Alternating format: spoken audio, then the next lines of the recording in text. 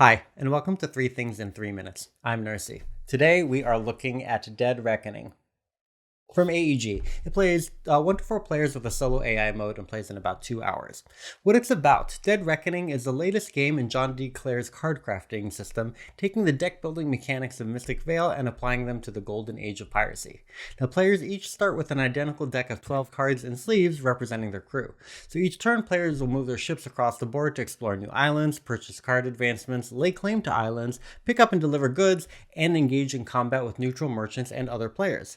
At the end of each turn, a player can upgrade one card by adding the transparent advancements into the sleeves and adding their icons to the game's effects.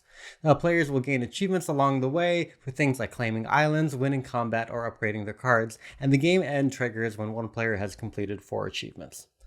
Now, what I like, the central card crafting mechanic remains elegant and appealing, improved with much clearer iconography. So because you can control how you sleeve these advancements, you can make some interesting choices, such as making a single card with a powerful self-contained engine, or spreading your abilities around so that your draws always have something useful. The game also has a number of different ways you can build your deck to take advantage of the different paths to victory, from controlling islands to delivering goods to excelling in combat, and the rulebook helpfully has some suggestions on how to build cards for these objectives.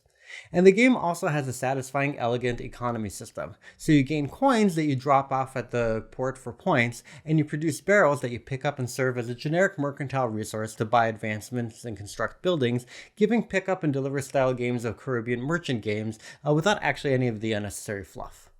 So points to consider. One of the game's more unusual aspects is the battle board. So in combat, you and your opponent get cubes based on your combat strength and your abilities, and then you drop them into an elaborate cardboard ship. It's like a ball dropping game, spilling onto a board that determines the battle outcome.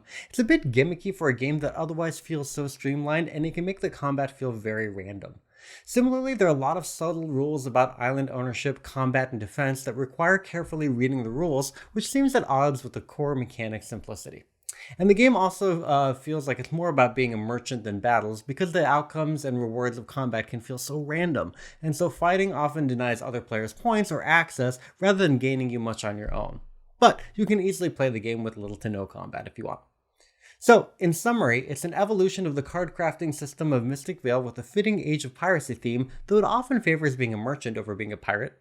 It has lots of potential paths for points and ways to develop your cards, offset by a handful of oddly specific rules, and it has an elegant, streamlined economy, though it has some rather convoluted, heavy luck-driven combat mechanics.